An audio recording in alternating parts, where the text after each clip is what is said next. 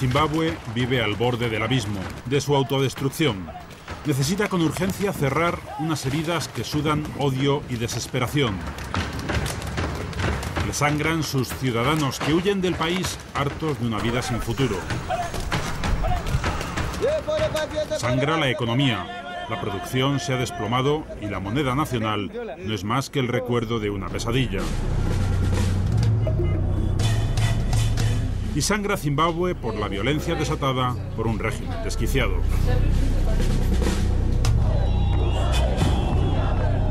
Paradójicamente, el presidente Robert Mugabe ha encontrado un salvavidas en su peor enemigo, el líder de la oposición, Morgan Tsvangirai.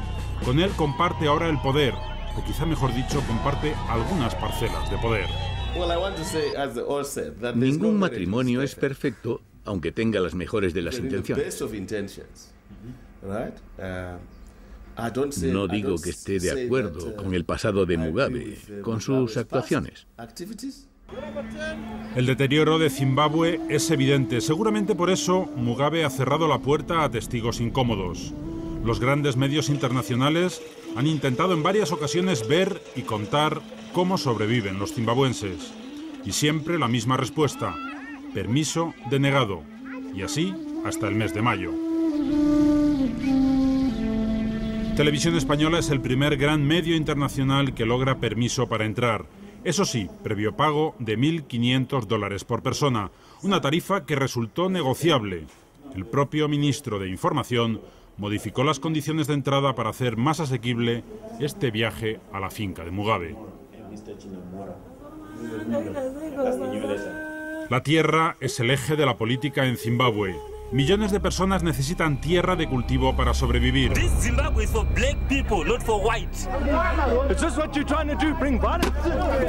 A eso se suma el egoísmo de los que abusan de la violencia para ocupar fincas y la resistencia de los ya pocos granjeros blancos a abandonar la tierra de sus ancestros. En Portada vivió durante una jornada la ocupación violenta de una de esas fincas. En ocasiones el corazón te late demasiado deprisa. Muchas secuencias de este viaje a la finca de Mugabe se han grabado con una cámara pequeña. A pesar de los permisos, resultó más adecuado no llamar la atención de una policía acostumbrada todavía a la absoluta impunidad. A continuación, viaje a la finca de Mugabe.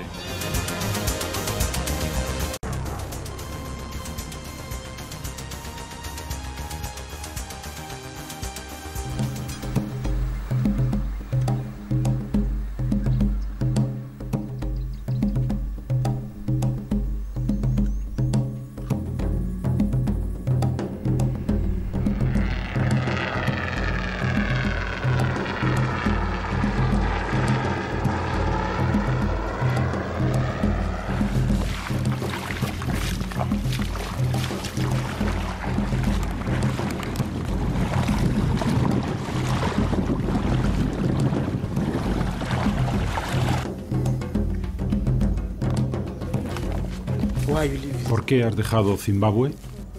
¿Por qué me fui? La vida allí es muy triste. No hay trabajo. No podemos conseguir nada.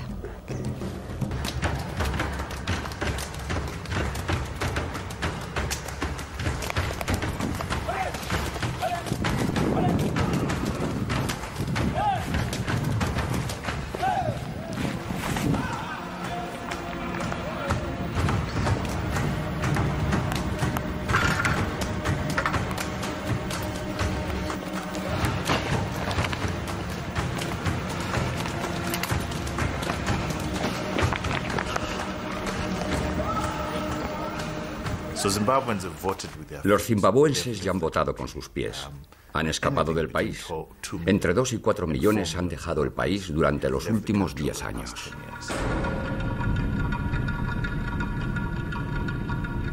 El Zimbabue que vamos a descubrir nada tiene que ver con el de hace 10 años. Por las calles de la capital, Harare, ya no se ven familias de blancos. Muchas empresas han cerrado y en sus calles son habituales las largas colas de buscadores de trabajo. Así es el Zimbabue de Robert Mugabe. Nada que ver con el paraíso de bonanza económica y convivencia racial. Una convivencia basada, eso sí, en la prevalencia de los blancos. Un país que Mugabe ha querido ocultar, vetado durante años a los periodistas internacionales, y al que por fin Televisión Española ha podido entrar.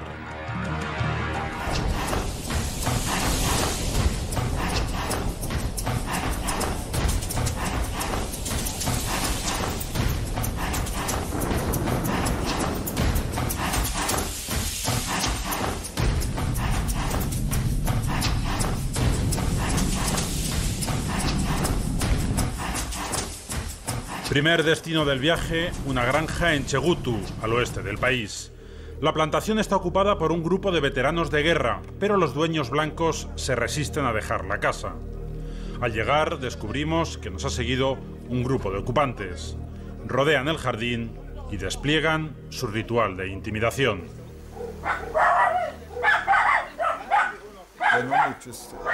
Ellos normalmente utilizan la intimidación. Rodean la casa, comienzan a apuntarnos con sus armas, entonan cánticos de guerra, nos dicen que van a quemar nuestra casa, que van a entrar y nos van a matar. Todo ese tipo de cosas.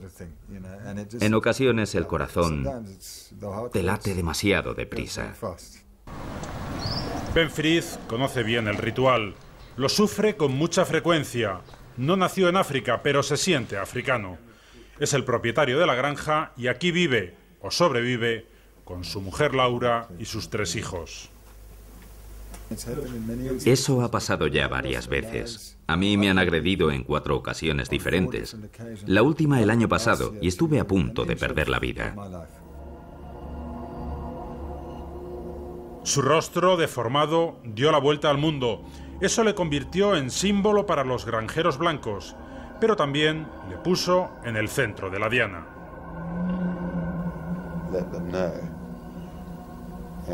Conduje rápido a casa de mis suegros, que viven cerca. Y cuando llegué, los tipos ya habían llegado. Me apuntaron con un arma y rompieron los cristales del coche. Y me golpearon en la cabeza.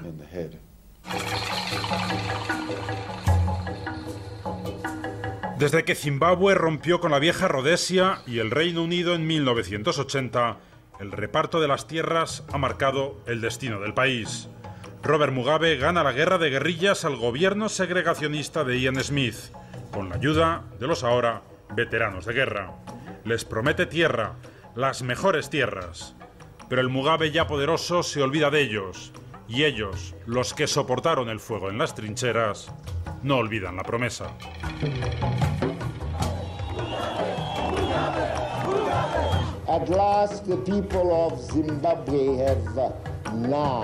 La historia salvará al Robert Mugabe de los 80, un hombre ilustrado, elegante y pragmático. Ese pragmatismo le hizo merecedor de reconocimientos en todo el mundo. Los biógrafos de Mugabe le describen como un hombre necesitado de cariño. Huérfano de padre, vivió arropado por su madre y por su primera mujer. Es desconfiado y llega a ser cruel si se siente traicionado. En el año 2000 percibe la traición del gobierno de Londres. En ese momento estalla por los aires su ambición callada, convertirse en un nuevo Mandela. El héroe libertador se troca en tirano y eso carcome al régimen. Creo que el presidente Robert Mugabe controla todavía el poder, no hay duda sobre eso. Y también hay gente dentro de su partido que está tomando posiciones para el día en que dimita. Tampoco hay duda sobre eso. Hoy Mugabe comparte el gobierno, que no el poder, con la principal víctima de los excesos de su régimen. Morgan Tsvangirai es primer ministro, pero muchos todavía se refieren a él como el líder de la oposición. Una curiosidad, recibe a en portada en el despacho de la sede de su partido, no en su oficina de gobierno. Hay algunas cuestiones positivas entre él y yo que mucha gente no es capaz de entender. Fuimos enemigos ayer, pero podemos estar en desacuerdo sin que eso genere necesariamente un nivel de odio.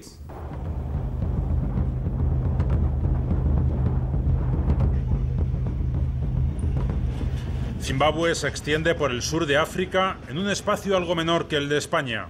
Solo el 10% de ese territorio está cultivado.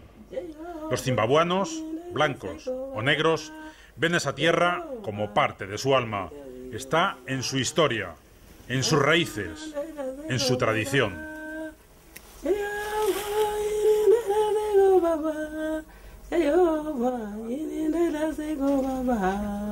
Para alguien que viene de fuera es muy difícil entender el sentimiento de propiedad que tienen los zimbabuanos sobre esta tierra. Al fin y al cabo estamos hablando de un sinónimo de riqueza. Mencionar la palabra tierra entre la mayoría negra es remover los peores instintos que ha dejado su pasado colonial. Para los blancos, muchos de ellos instalados aquí desde hace varias generaciones, en esta tierra están sus raíces y echarlos de aquí es poco menos que arrancarles parte de su ser.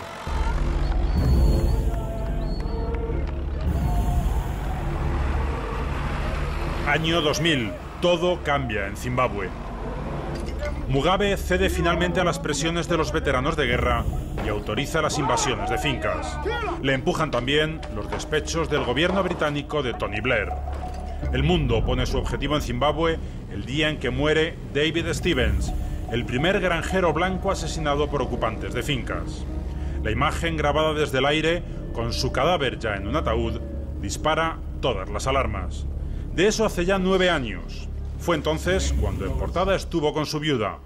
María Stevens tenía ya claro cuál iba a ser su destino. Voy a luchar por traer a la gente que ha hecho lo que ha hecho a mi marido y los demás de la gente que se ha muerto, que llegan a ser juzgados. Sí. Eso es lo que voy a luchar por eso. Hoy su hijo Sebastián ya no juega con su dedo en la boca. Tiene 12 años y vive con su madre en el sur de España. Muchas cosas han cambiado en la vida de los Stevens. También la esperanza en la justicia. Los primeros 5 años hicimos muchísimo. Y teníamos juicios en Nueva York, tengo todavía en Zimbabue. El de Nueva York hemos perdido, pero en el último instante. Y luego tengo 2 pendientes en Zimbabue contra Robert Mugabe y ZANU-PF. María Stevens es otra víctima de la sinrazón de Zimbabue. Ahora coordina una perrera en las montañas que abrazan Estepona. Bromea con que es el trabajo que más se parece a cuidar una granja en Zimbabue. La granja que perdieron sigue ocupada por unos veteranos de guerra que apenas la explotan. Es la tierra en la que mataron a su marido, David Stevens. ¿David dónde está enterrado? No está enterrado. Tenía las cenizas aquí. Ha viajado conmigo mucho. Y hace unos años nos fuimos a Sudáfrica y he echado las cenizas en el mar allí.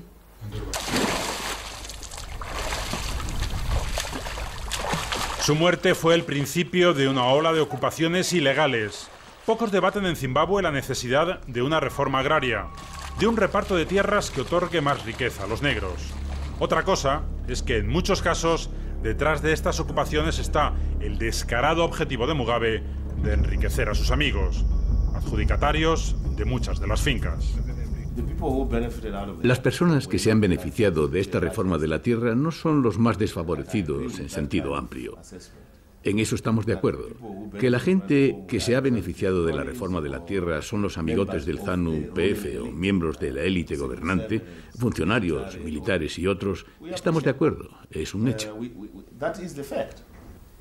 Los 2 partidos se han beneficiado. El partido de Changira ya ha logrado su tierra. Tienen muchas fincas. Usted no puede decir que es un privilegio exclusivo de los amigotes de Mugabe.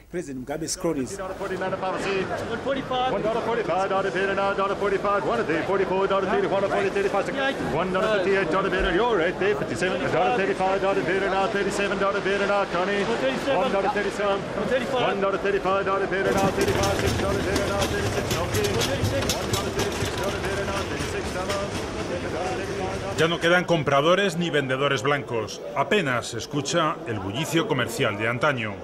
La lonja del tabaco de Harare ilustra el cambio de Zimbabue. El tabaco ha sido una de sus tradicionales fuentes de ingresos y ahora su producción se ha desplomado. Esta empresa de forjado a las afueras de Harare llegó a tener 80 empleados. Ahora apenas trabajan una docena. Los pedidos han caído en picado a la misma velocidad que los impagos. Solo en 2008 la actividad económica cayó un 400%. El año pasado fue un poco como el colapso ya de los servicios. Los años anteriores se veía que las cosas iban funcionando cada vez peor. El tema de la inflación, que es una locura. O sea, nosotros hemos estado aquí pues yendo a comprar con mochila llena de dinero, los precios cambiaban a diario. Luego hubo una temporada donde no había de nada en las tiendas. Zimbabue toca fondo en 2008. El régimen alcanza su máximo descaro en el acopio fraudulento de votos y la economía quiebra. Durante los últimos meses la situación ha mejorado gracias a la dolarización. Ya nadie quiere los viejos y multimillonarios dólares de Zimbabue, salvo los conductores que, con sus furgonetas, se dedican a enlazar el centro con los suburbios de Harare. Con este billete de 10 rands sudafricanos, que equivale a unos 80 céntimos de euro, queremos cambiar antiguos dólares de Zimbabue, que equivalen a estos 6 fajos de billetes de 50.000 millones de dólares de Zimbabue. Una moneda que ya prácticamente ha desaparecido. 1 trillion is equivalent to 1 Swiss. 1 trillion is equivalent to 1 Swiss. O sea, $1 billón de dólares de Zimbabue equivale a un chupachus. Right. Apenas ganan 8 euros al día manoseando unos billetes que solo sobrevivirán como souvenir cuando vuelvan los turistas. Hoy, con una tasa de desempleo del 80%, los zimbabuenses se han convertido en buscavidas. William carga el depósito de su viejo Peugeot con apenas un par de litros. Lo hace para disuadir a ladrones, algo sencillamente impensable hace unos años.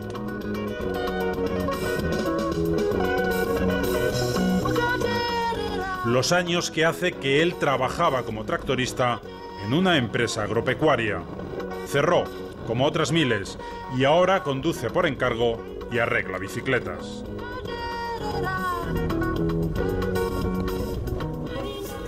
William es de los millones de zimbabuenses que admiran a Morgan Tsvangirai y tiene claro, como todos esos millones, quién es el culpable del naufragio de Zimbabue.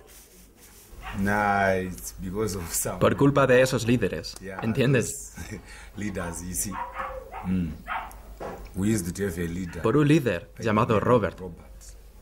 Los zimbabuenses tienen ya los hábitos propios de ciudadanos sometidos a dictadura. Les cuesta pronunciar el apellido del presidente. Durante el viaje, ninguno de sus detractores se refirió a él como Mugabe. Solo hablan de Robert, de ZANU, su partido, o incluso de ese que viaja por el mundo. Uno de los grandes logros de Mugabe fue la educación. En los primeros años de la independencia logró unos índices de alfabetización desconocidos en África. 9 de cada 10 ciudadanos hablan inglés correctamente. Pero todo ha cambiado. La locura autodestructiva del viejo líder también ha destartalado el sistema educativo. Bastan 2 ejemplos. En 2000, el 95% de los niños iba a clase. Ahora apenas asiste a la mitad. Y otro ejemplo, el precio de las matrículas se ha multiplicado varias veces por 1000.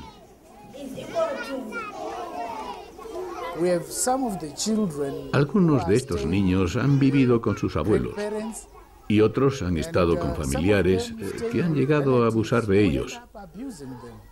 En muchos casos, los niños llegan muy estresados. Otros padres enfermos de SIDA simplemente los dejan en el hospital. Los dejan allí para un tratamiento, pero ya no vuelven a por ellos. Los abandonan en el hospital. Al menos saben que pueden comer, que tienen algo que echar a la boca.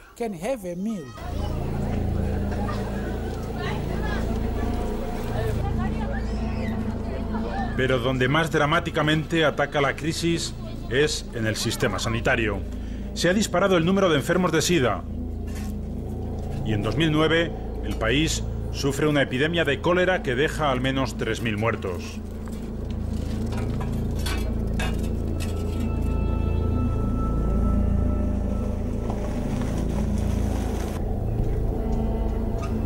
Hoy la emergencia está controlada. Estas enfermeras aguardan a pacientes que ya no existen. Visitamos el centro de atención de enfermos de cólera del barrio de Budiriro, a las afueras de Harare. Hace meses, estos pasillos reventaban enfermos.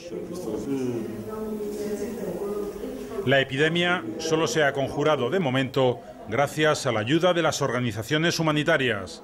El sistema de salud de Zimbabue se colapsó con los primeros contagiados. En Budiriro resultó vital la acción coordinada de UNICEF y Médicos Sin Fronteras. El gran problema es el abastecimiento de agua en Harare. Y eso no está resuelto.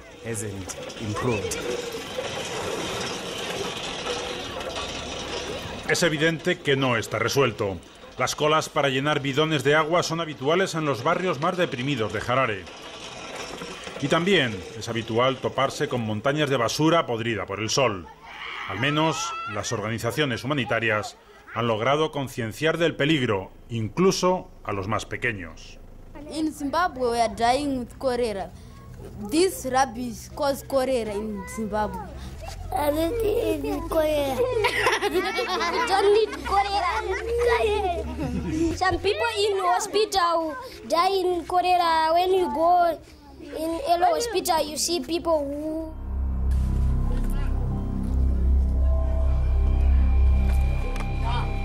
Los veteranos de guerra vigilan la casa de Ben Frith. Su líder, conocido como Landmine, mina terrestre, ya controla las plantaciones con sus esbirros y reclama también la propiedad de la tierra. Aborrece la presencia de periodistas. Los testigos siempre complican la impunidad.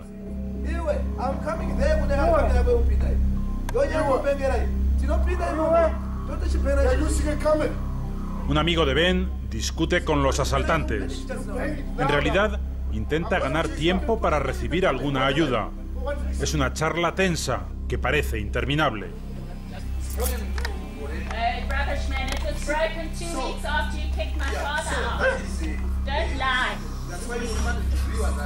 En una sala oculta a los veteranos de guerra, Ben intenta contactar con otros granjeros blancos. Es el procedimiento habitual: dar la voz de alarma para que acudan en su auxilio. Allí nos muestra la sentencia del Tribunal Supremo de Zimbabue, que le reconoce como dueño de la granja. El segundo demandante, que es esta gente que nos está rodeando ahora,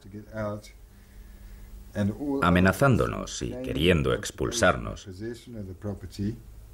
y todos aquellos que no son representantes, empleados o invitados por nosotros deben ser inmediatamente desalojados de la propiedad.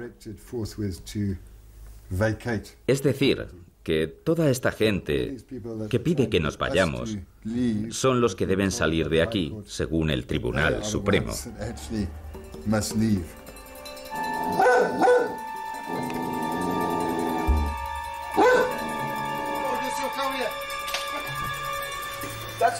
Pero fuera la presión continúa. La paciencia del amigo de Ben desespera a Mina Terrestre y su cortejo.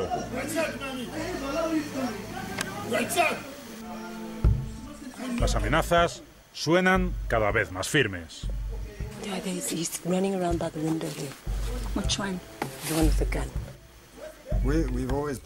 Creemos en la resistencia pacífica. No tengo armas. No tengo las típicas cosas que tienen los que viven en entornos inseguros, ¿sabes?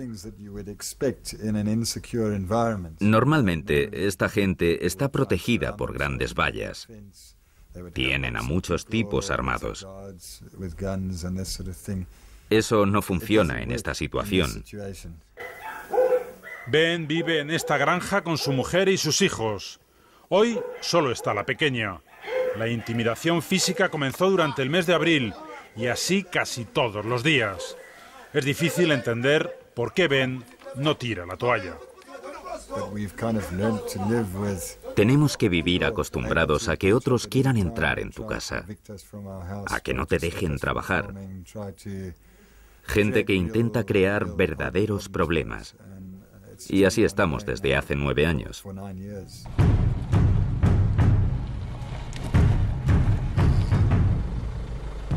Las ocupaciones se suceden sin descanso desde el año 2000. Desde entonces se han tomado cerca de 12.000 granjas, casi todas con una bajísima productividad. Y según la patronal de los granjeros, ni uno solo de ellos ha recibido compensación plena.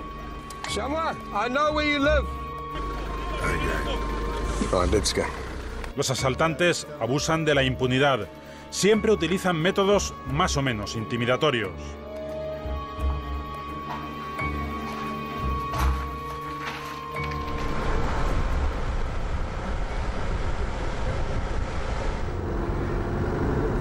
Peter Henning es el dueño de una de esas 12.000 granjas ocupadas.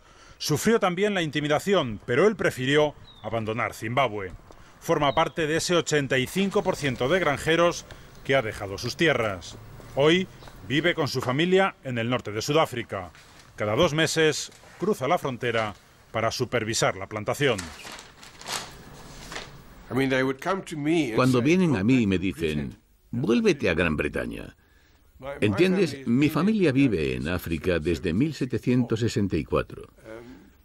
Y mis antepasados lucharon contra los británicos cuando vosotros ibais todavía desnudos. Entonces, ¿a qué Gran Bretaña quieres que vaya? ¿Por qué no os vais vosotros a Tanzania, que es de donde vinisteis? Henning nos muestra orgulloso la localización de su granja. Una tierra rica de ríos caudalosos. Los granjeros blancos de Zimbabue tienen fama de ser los más productivos del planeta. Como él, la mayoría de los que han huido está en Sudáfrica. Pero países como Mozambique, Zambia o incluso Australia han recurrido a su experiencia para aumentar el aprovechamiento de sus tierras.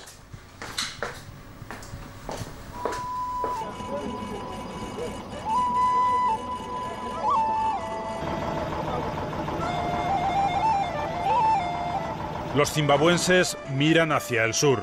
Viajar al sur se ha convertido en el único recurso para millones de ellos. Cuando les puede la desesperanza, hacen sus petates y se encaminan hacia Sudáfrica.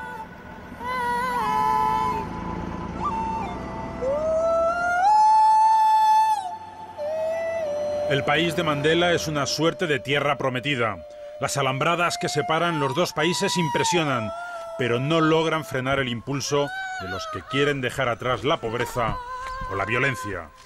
Siempre se encuentra un recoveco. En el río se arriesgan a morir por los cocodrilos, pero tienen que tomar una decisión. Es realmente traumático llegar a ese punto. Da igual el camino. Tenemos un dicho, Obuona sigu fallene, que significa cuál es la alternativa a la muerte. De modo que ellos dicen, bien, si no hay alternativa a la muerte, déjame que tome mi camino.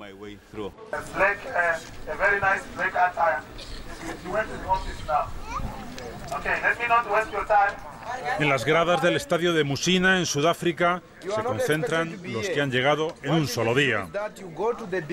Casi todos han cruzado la frontera sin pasaporte, ilegalmente, y casi todos con la ayuda nunca desinteresada de las mafias. El precio inicial es de unos 200 rands, 18 euros, pero es muy caro y se puede negociar. Puedes lograr 80, incluso 50 rands, 4,5 euros.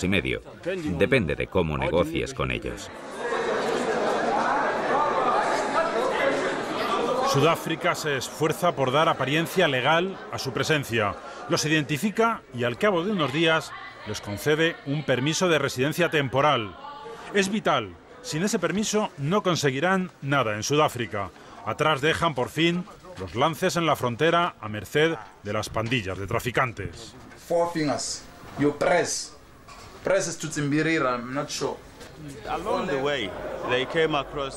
Durante el trayecto, se cruzaron con 6 kuamaku más, los traficantes de personas.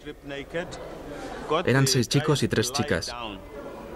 Los pararon, les quitaron todo y los dejaron desnudos. A los chicos les obligaron a tumbarse en el suelo y les utilizaron como cama para violar a las chicas. Después, obligaron a los chicos a violar a las chicas. Cuando los chicos mostraron cierta resistencia, ellos tomaron los machetes, de esos que se utilizan para cortar caña de azúcar, y abrieron una nevera de camping. Dentro había 4 cabezas humanas, 4 pechos de mujer y 6 penes. Les dijeron, si no las violáis, esto es lo que os va a pasar. Sudáfrica da la bienvenida a los vecinos de Zimbabue. El cartel advierte que su casa se quema y necesitan ayuda. Musina, la ciudad más septentrional de Sudáfrica, es la típica localidad fronteriza en la que se mezclan las nacionalidades y las matrículas. Unos llenan sus vehículos para cruzar a Zimbabue y hacer negocio con los productos que allí escasean. Y otros abordan las furgonetas en busca de una nueva vida.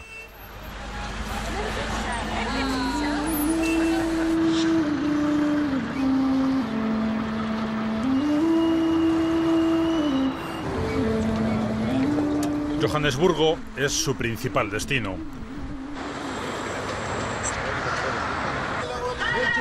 Los más afortunados se abigarran en chozas de hojalata de los barrios de la periferia. Aquí pelean por conseguir trabajo. Mientras esperan un golpe de suerte, los hombres disfrutan del bao, un juego tradicional africano que consiste en dejar vacío al rival.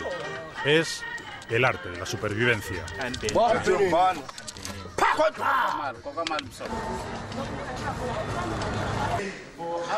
La iglesia metodista de Johannesburgo se ha convertido en un símbolo del exilio. Su obispo, Paul Berrin, vive por y para ellos.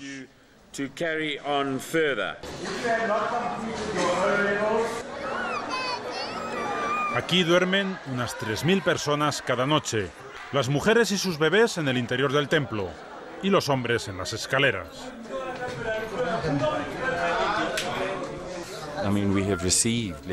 Hemos recibido cartas advirtiéndonos sobre todos los rincones de este templo que no reúnen las condiciones. Y obviamente el siguiente paso es cerrar la iglesia.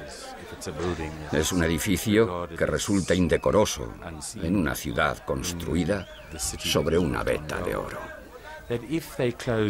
Pero si ellos cierran el edificio, el trabajo seguirá y encontraremos otros lugares donde podamos abrir puertas y también corazones a todos los refugiados y los que piden asilo.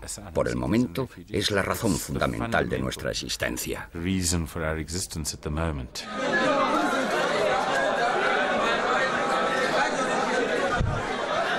El templo es un santuario para los zimbabuenses. Aquí están a salvo de los cada vez más frecuentes ataques xenófobos que lanzan cuadrillas de negros sudafricanos.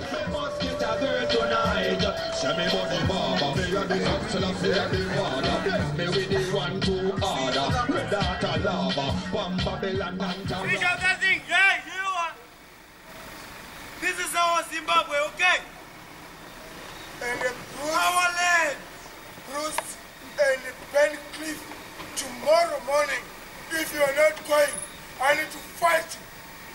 Don't you see around here tomorrow, okay? Rubbish. You are going to Ben this is not your country. Go back to Europe, son of bitch. La familia de Ben Frith ha vivido varios asaltos nocturnos. Su granja está lejos de cualquier núcleo de civilización. Por eso, estos ataques son especialmente intimidatorios, sobre todo para los 3 hijos de Ben. Es difícil saber qué hacer con los niños. Intentamos llevar una vida lo más normal posible. Rezamos con ellos. Pero claro, durante la noche hay veces que gritan, lloran, sienten las amenazas de los asediadores. Es duro para ellos y es duro para nosotros como padres, porque no es fácil saber cuál es la mejor manera de superar esta situación. Al amanecer, los Frith descubren un jardín destrozado. Han removido la entrada para impedir una salida rápida de la finca. La estrategia está clara: presionar hasta que revienten, hasta que no aguanten más. This Zimbabwe is for black people, not for white. Is this what you're trying to do? Bring violence? Whoa, Llevar al límite su sensación de indefensión, violencia e impunidad amparadas por Robert Mugabe desde el principio, desde los días en que mataron a David Stevens.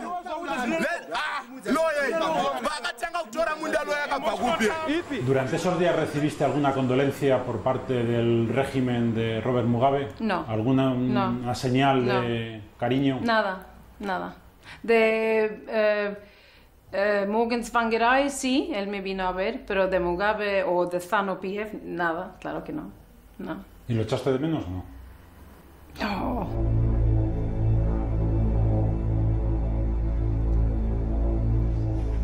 Mugabe se atrinchera en el miedo. No hay argumentos. Ya no intenta convencer. Simplemente impone la ley del terror. La violencia se ha arraigado en la sociedad. Mugabe la ha consentido y alentado. Y eso ha convertido a Zimbabue en un país violento y atemorizado. Cualquiera sabe que en cualquier momento puede ser víctima de las cuadrillas del ZANU-PF.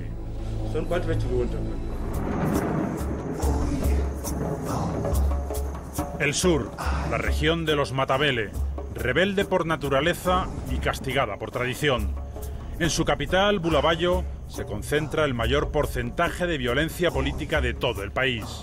Por aquí ya no viene Mugabe, desde que hace años ordenó la matanza más cruel de su mandato.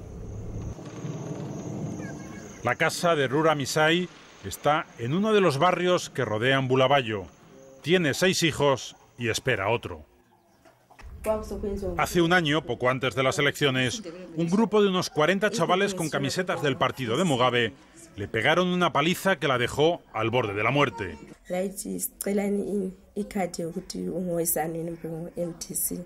Es la estrategia habitual del partido de Mugabe, el ZANU-PF. Cuando se aproximan unas elecciones, alimentan la rabia de sus sicarios y los sacan a la calle con barras y machetes. Así ha sido hasta ahora. ¿Pero podría Mugabe volver a lanzar otra ola de violencia política? Muy fácil, muy fácil. Si Mugabe convoca elecciones en un plazo, digamos, de 2 o 3 meses, puede provocar otra ola de violencia. Ellos controlan los mecanismos clave. La prensa, la radio, la televisión, la utilización de la policía para derrotar a la oposición, el uso de los servicios secretos y el ejército. Todo para intimidar a la gente.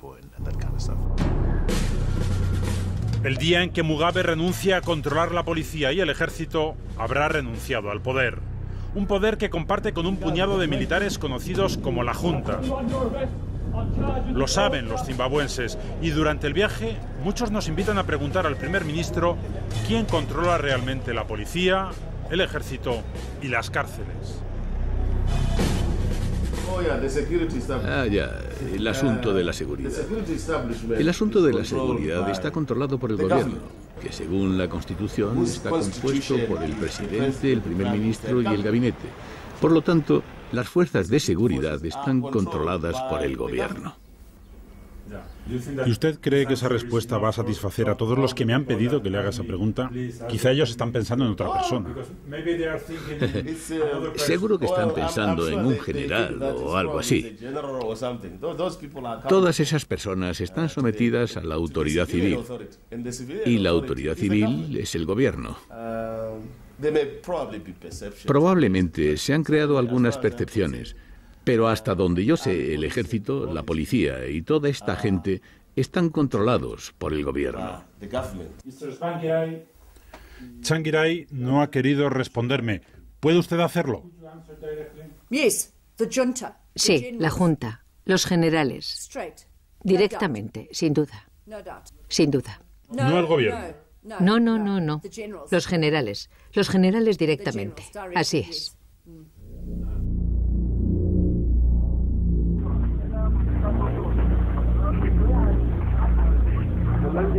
Kerry Kay descubrió el rincón más abyecto de esa junta en la prisión de Chikurube, en las afueras de Harare.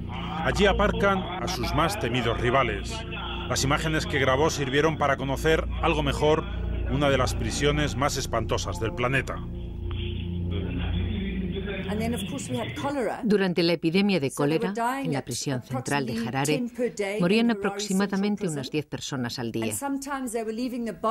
Y en ocasiones dejaban los cadáveres de los prisioneros en las celdas durante 5 días, hasta que llegaba la policía con bolsas de plástico. Mamá, echo de menos nuestra casa y a los amigos cada día. Si necesitas algo, por favor, llámame y cuéntamelo. Haré lo que sea por ti. No tengo mucho más que decir, solo que te echo de menos, a ti y a los niños, tu querido hijo. Malusi tenía un trabajo estable y un salario digno en Zimbabue. Hoy vive en Sudáfrica. No es de los millones que han dejado su país por hambre. Malusi era policía, de los policías que se corroían por dentro cuando detenían a inocentes. Es consciente de que ha ayudado a sostener un régimen en el que no cree, y eso le tortura. ¿Ha torturado usted a algún ciudadano de Zimbabue? Sí, lo hice con unos cuantos, y ahora solo con pensar en eso... ¿Y qué tipo de torturas cometió siendo policía?